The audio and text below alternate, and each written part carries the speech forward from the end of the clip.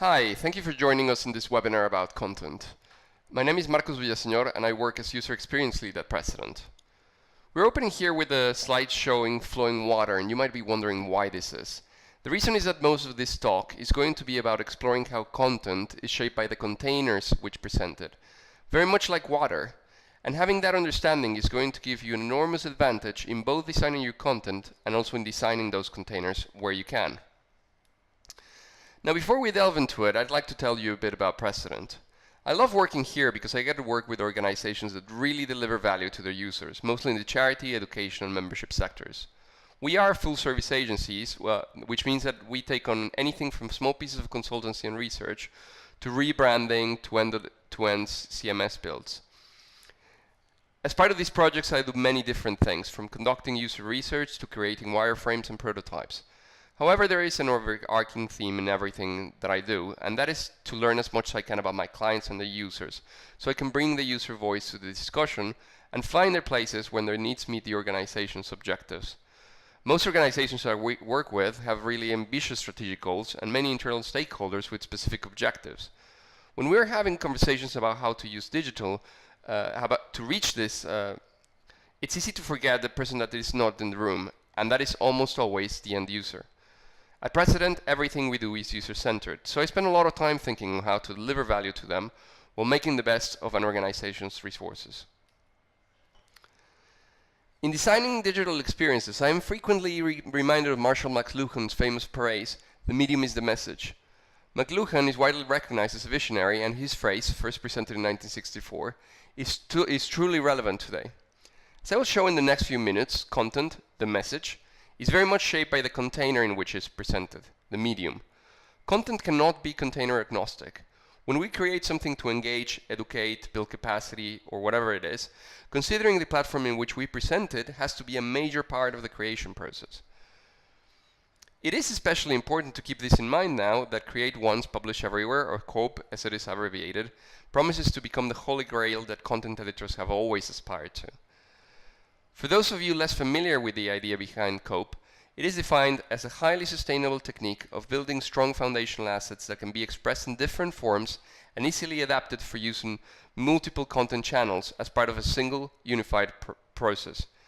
This is truly promising, not only because it places less burden on content creators, but also allows content to be adapted to fit the needs and preferences of different audiences. COPE is such a big trend now because technology has got to a point where it actually allows for it to be a sustainable practice. So-called headless CMSs, which essentially are a content management system where the front end is decoupled from the back end, are sprouting up everywhere. In non-technical terms, a CMS allows content editors to add modular content that is then pushed to a number of different channels such as websites, apps, social media, and e-commerce platforms. In a way, the content seems to be platform agnostic. The problem, however, is that no content can truly be platform agnostic, or at least not if it wants to be effective. If we don't recognize this fact, we end up trying to forcibly fit content into a container that is ill-suited to hold it. This process reminds me of the bonsai kitten, which some of you might remember from the late 90s. For those of you that don't, a website that claimed to provide instructions on how to grow a kitten in a jar, so as to mold the bones of the kitten into the shape of the jar as a cat grows, much like how a bonsai plant is shaped. It was, of course, a hoax typical of the dot-com boom era, but it can act as a stark reminder of what could happen to your content. You want your content to flourish, not end up trapped in a container that does not suit it. Doing COPE well, then, means two things. On one hand, keeping your content relevant to the channel and suited to it. Don't publish on a channel for the sake of publishing there. Understand the strengths of the platform and shape your content to make the most of them. On the other hand, in those cases where you do have control over the delivery platform, you can shape it to fit your content in the best way. Perhaps the best example of this is when you are commissioning a new CMS or updating the one you currently have. I like to say that at Precedent, we're not in the business of building websites as monolithic entities. What we do instead is designing systems that deliver content. Because these are organic systems and not finished products, they can be iterated over time and reconfigured. However, in order to be truly effective, their design needs to be based on the understanding of your users their information needs, and the kind of content that you want to produce and can actually produce. This, of course, includes the instances where you want to repurpose your content for other platforms. Let's look at some principles that make these platforms successful. The first one is that a platform needs to be made for humans. This sounds obvious, but it's really more than meets the eye. Because designing for humans means both understanding common cognitive patterns that we all have and behavioral responses that we all share. In other words, the kind of things we all share, but it also means accounting for our differences. Eventually, it means understanding who we are designing for. This is really important because you can't be everything to everyone. Our needs, capabilities, experiences, and outlooks vary so much that it is straight on impossible for any organization or any product to fit them all. Platforms that try, fail. Even platforms that have thousands of millions of users, the Facebooks and Baidus of the world, spend a lot of time trying to tailor their content to the particularities of their users. It is also fundamental to challenge assumptions. Not infrequently, I've come into a project where the business or some stakeholders within it held very strong ideas about their users. So much so that they consider user engagement superfluous. What could they learn from a bit of user research where they interact with their customers every day? Well, the problem is, of course, that the interactions have blind people to the actual needs and perspective of their users. Research conducted independently brought to the surface a very different pictures of what their users wanted and thought. And I've had this experience several times. The reality is that these assumptions are also fed because organizations talk about being user customer centric, but they don't really practice what they preach. And it is not easy to do so. Truly user-centric process and strategy require a lot of effort, a lot of engagement, and a lot of thinking outside the box of the department or the organization as a whole. Empathy with the user does not come naturally, but like in any good relationship, it is key. And when you manage to emphasize strongly, you not only understand the importance of making your platform easy to use, but what easy to use actually looks like for the people we are trying to reach. Again, talking about creating easy to use this digital platform seems obvious. But what is this ease of use actual? It's not so evident. We want users to look at a platform and know intuitively how it works. But how can we achieve this? A useful example of the usability has to do with the principle of cognitive load. Cognitive overload is what happens when we look at this interface. With dozens of icons everywhere, there's simply too much stuff to take in. This is a screenshot of an actual product that Microsoft decided was good enough to ship, Word XP. During the years, Word has been acquiring more and more functionality that the user obviously needed to be able to access somehow. However, while there was a lot of thought into what went into implementing these features, there was comparatively very little thought on how the user would access them. The result is that it was either hidden or left to this when it was revealed. In contrast, this is the interface of another real ship product, a lightweight app written for Mac called Paragraphs. We can't see any apparent buttons for menu items. Of course, it doesn't have all the features that Word packs, but then again, it's not trying to be everything. It does have some features, but the controls are hidden to the user until they perform an action, such as clicking over the text they have written. This brings up the formatting options like bold and italics. This principle is called progressive disclosure, and to be implemented properly, it requires to understand what information the user needs and where they are going to look for it. But usability goes beyond the interface to navigate or control a platform. Content itself needs to be usable. The usability of content is given both by how it's written and how it is presented. Even the easiest content to understand will place a challenge on users if it is presented on multiple columns packed with text. Content that is spaced well and interspersed with images and other elements is much easier to consume. Every aspect of the typographic design, from the selection of fonts to the kerning, that means the spacing between the letters, and the leading, which means the spacing between lines, to the size and color of the typography, has a direct impact on usability. This brings us to another important thing to consider: accessibility. Large font sizes and text color that strongly contrast with the background isn't only helpful for people with eyesight limitations. It makes content more usable for everyone. Making things accessible is therefore a win-win situation. There are a number of examples of this in the physical world. Having elevators in every station, for example, in a public transport system, not only helps people with mobility issues, but also makes it easier for everyone to carry luggage, prams, and shopping. Closed captions are another example.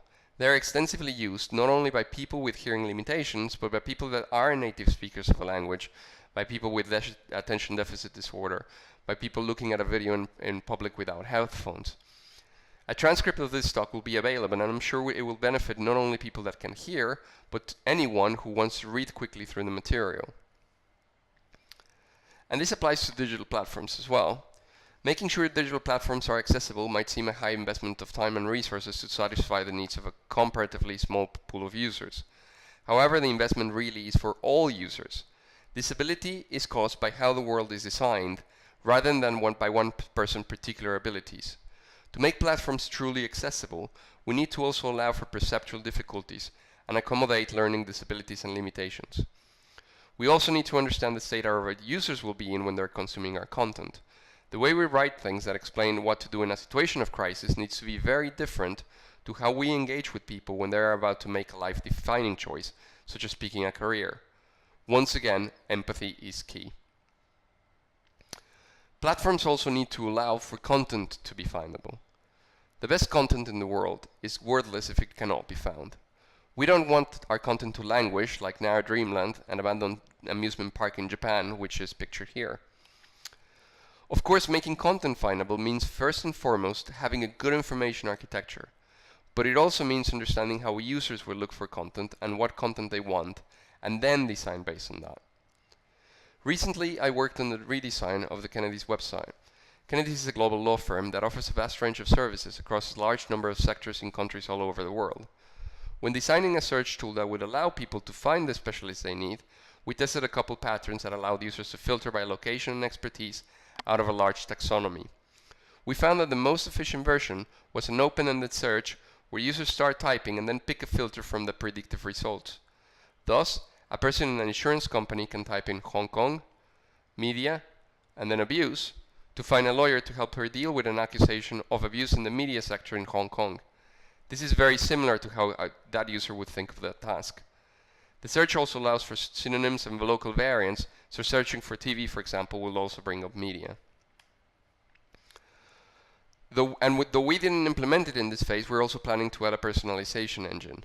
Kennedy's clients are highly specialized in their sector. So while Kennedy's produces a lot of thought leadership pieces and events for the construction, aviation, and maritime industries, among others, their clients will just be interested in what they have to say about their particular industry.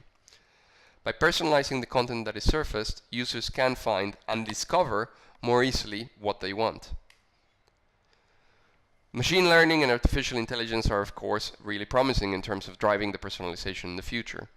As with every other technology, artificial intelligence-driven personalization, which is currently limited to the Spotifys and the Pinterests of the world, will make its way to open source and even proprietary solutions that are available to everyone. Making content findable is not only about delivering the right content, but delivering it at the right time as well. This is again an example of the principle of progressive disclosure in action. Much like with the hidden interface that appears when the user summons it, we can make all information be delivered just at the time that the user needs it by a series of strategies. These can go from the very complex, such as multi-option wizards that break down processes and deliver them in steps, to the very simple, such as an accordion that hides information until the user interacts with it. But we not only want our content to be findable within our platform, but also when people are searching for it on other platforms. While SEO is beyond the scope of this brief talk, it is a basic principle that any system that is accessible and well designed will perform better on any search engine. It is not enough, however, to build something that is easy to use. We need to make it a pleasure to use it as well. Beauty makes everything better. Even products that aren't the easiest to use become incredibly popular because they're beautiful. That is the case of the orange peeler from Alessi that we have pictured here. It is not terribly efficient at peeling oranges, well it makes it very easy for the user to unwittingly peel their fingers. And yet, it is a bestseller. This phenomenon actually has a name. It's called the aesthetic usability effect. It was first explored in depth by Masaki Korosu and Kaori Kashimura while they were designing, of all unsexy things, ATM interfaces at the Hitachi Design Center. Essentially, this principle maintains that users are strongly influenced by the aesthetics of any given interface, even when they try to evaluate its underlying functionality.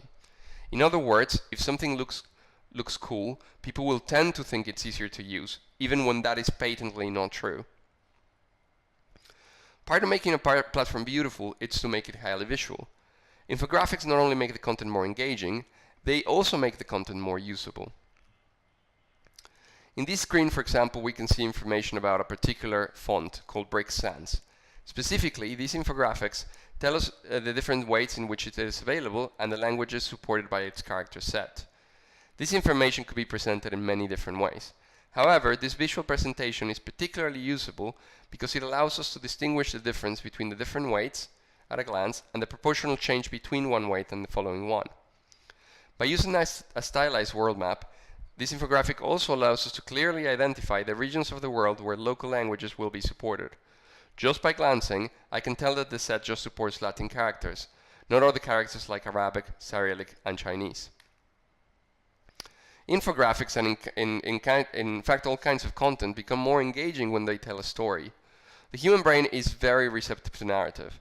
Stories make it easier and more engaging to understand things. Whenever you're creating content, try to conceive it as a story. I mean, do not overdo this. For example, if you're writing highly technical content on how your membership can progress to the next level of membership, don't pretend you're writing a novel. Do, however, structure your writing in narrative terms. A character, generally the user you're writing for, has an objective and performs a series of actions that follow each other. In this case, we're looking at a production process where the character is a manufacturing company. This infographic shows a 16-week process from finding a suitable factory to shipping the finished goods. The process is clear and logical. The images and the design make it engaging. And finally, any successful digital platform needs to be iterative. Even if a designer came up with a perfect platform for your content, and spoiler, they won't, your organization, your users, and the general environment are in constant flux. Platforms need to adapt and learn, or they will become part of a digital fossil record.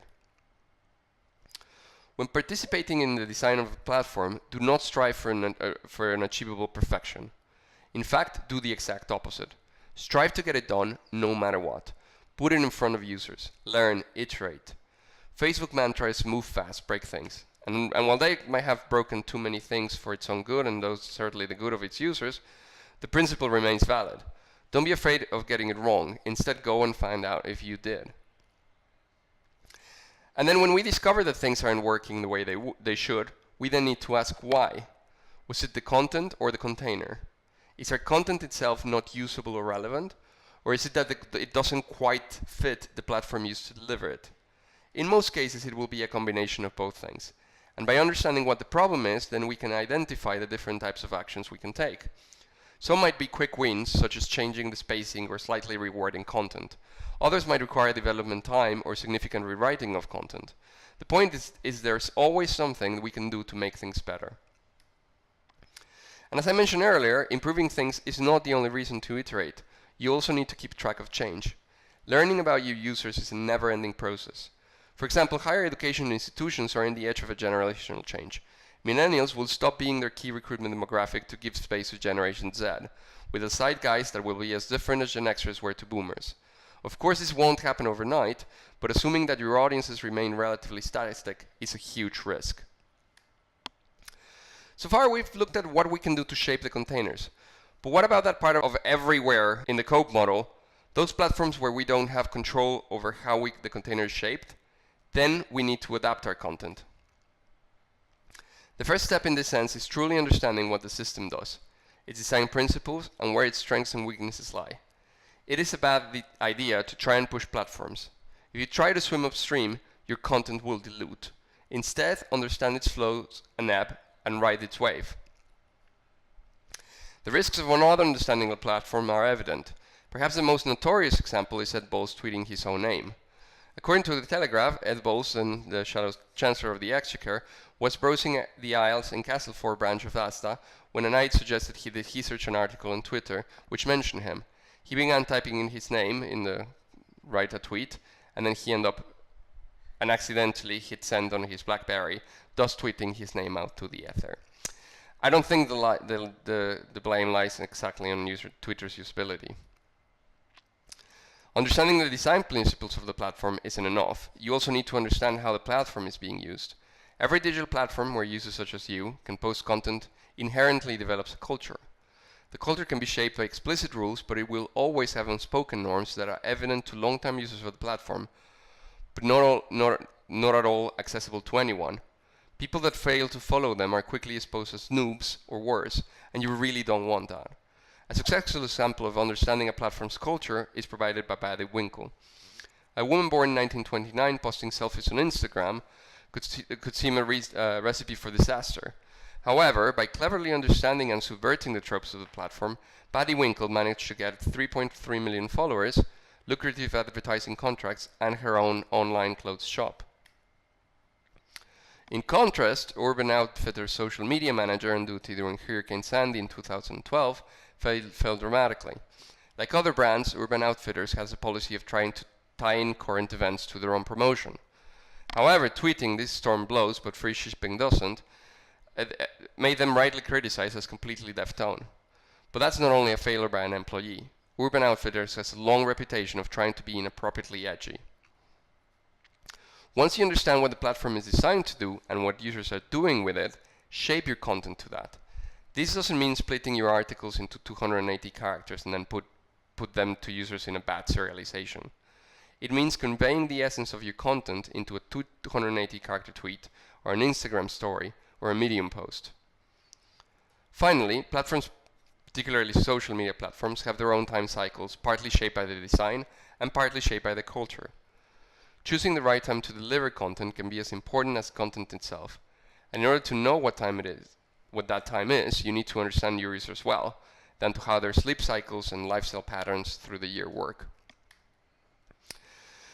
This might seem like a lot if your team is already spread thin, or if your main content delivery system is a clunky platform that is both fit for purpose and not going to be replaced anytime soon. However, every organization, no matter how big or small, can take steps in the right direction by thinking about content delivery platforms as opposed to websites, apps, and social networks. So you already have taken the first step towards creating ones and publishing everywhere here by thinking about that. If you would like to talk to us about how we can help or what steps to take next, we'd love to hear from you, because you too can cope.